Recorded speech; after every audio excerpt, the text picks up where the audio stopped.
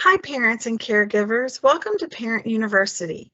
My name is Roberta Rinker. I'm a program manager in the Office of School Mental Health with the District of Columbia Public Schools. Today, I'm here to share information with you regarding trauma-informed parenting and why we need it now more than ever. So first, before we get started, let's talk about what is trauma. So trauma is an emotional response to an intense event that threatens someone or causes them harm. Trauma impacts brain development and the chemistry of the brain. Trauma can cause harm that can be physical or emotional, real or perceived. Trauma can be something that occurred directly to the child or to someone close to him or her, or something they witnessed. Trauma can be the result of a single event, or it can be the result from exposure to multiple events over time. Next, trauma has different effects on different people. This means that you and your child could have experienced the exact same trauma, but its effect on each of you can be very different.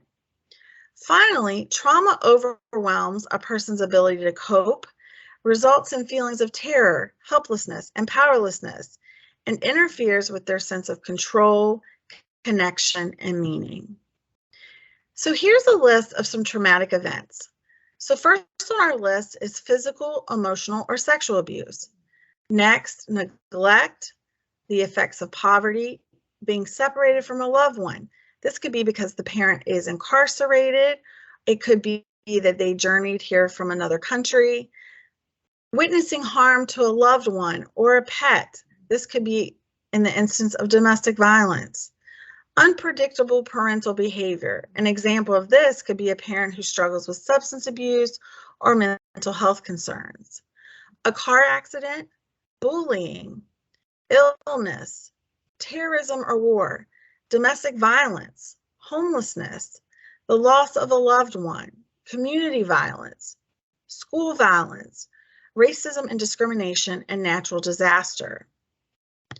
Most recently, in the last 2 years, we all lived through a trauma entitled the global pandemic. So here is a short list of the ways in which the global pandemic affected most of us. So first, our children had to go to virtual school and have now returned to in-person learning. During the time of virtual school, there was a loss of contact with their peers and school staff.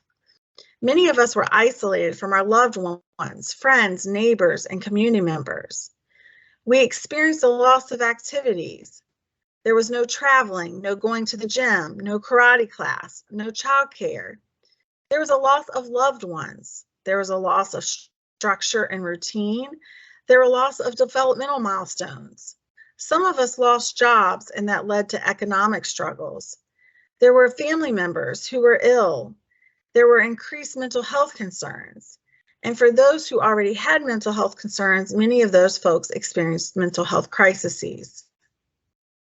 So to be a trauma-informed parent, there's a few things that you should keep in mind. So a trauma-informed parent understands that an event does not have to be catastrophic in order to be traumatic, and that symptoms of trauma can manifest following any highly stressful experience that causes lasting emotional or physical effects. This is basically saying, as a trauma-informed parent, it's important to know what trauma your child has experienced and what effect it has had on them. It's also important to know that about yourself as well. Also, a trauma-informed parent is better equipped to help their child cope with and rise above trauma-related health issues of post-traumatic stress. Sometimes when we acknowledge that our children have experienced trauma, we're better able to support them. Also, a trauma-informed parent appreciates their child's unique temperament. They understand that a trauma to one child could be a bump in the road, while the same trauma could be devastating to another child. A trauma-informed parent also understands that effective trauma may not reveal themselves for months or even years after an event has occurred. Also, a trauma-informed parent knows that post-traumatic stress can mimic other issues such as attention deficit, hyperactivity disorder, emotional outbursts, body aches, isolation, social problems, and poor school performance. It's important to let your school as well as to acknowledge yourself when your child has experienced trauma, so you can determine if these things are in fact a medical cause or if the trauma and the post-traumatic stress is causing it. Also, a trauma-informed parent recognizes as a parent their own trauma history and seeks support in managing their own difficult feelings and emotions. Also, a trauma-informed parent remains calm. They understand that little and big people, like teenagers, can get overwhelmed. And I love this quote from L.R. Noss, which basically says, when little people are overwhelmed with big emotions, it's our job to share our calm, not join in their chaos. So if we were to reread this, it really should say, when little people and big people are overwhelmed with big emotions, it's our job to share their calm, not join their chaos. Also, a trauma-informed parent understands that resiliency is greater than trauma. A trauma-informed parent helps their child become resilient by creating environments where the child feels safe emotionally and physically. They help their child identify feelings and manage emotions. They listen with empathy. They understand the child's unique perspective. They respond to the child with understanding and empathy. They understand that resiliency allows children to bounce back from negative events in life. And finally, a trauma-informed parent validates their children's feelings. So when a child feels validated, they're more likely to hear you and listen to you, to change their behavior, to build a relationship, to build self-esteem, and to improve their overall emotional health. And it's important to keep in mind that there is no greater trauma intervention than having a safe relationship with a parent or caregiver who loves you unconditionally. Finally, a trauma-informed parent understands the importance of protective and compensatory experiences, or PACEs, for their child, which are the following.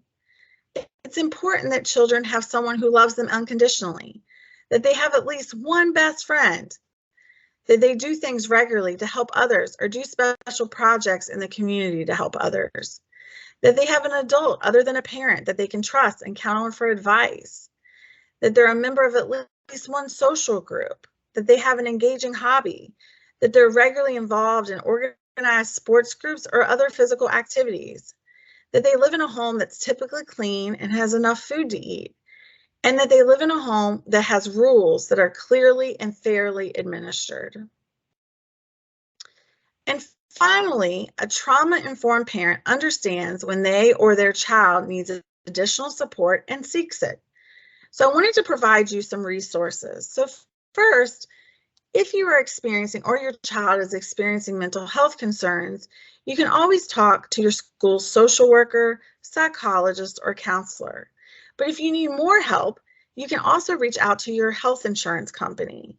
You can ask them for a list of therapists, psychiatrists, or other family support in your area and be able to call those folks and make an appointment.